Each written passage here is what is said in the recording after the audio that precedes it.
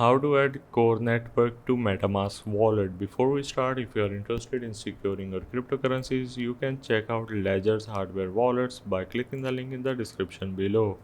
So start by opening up your Metamask wallet and simply sign in with your Face ID or passcode. Now once you are in, the first step that you need to do is to simply click on the networks on the top and click on the add network, which is on the bottom of your screen, and then click on the custom network.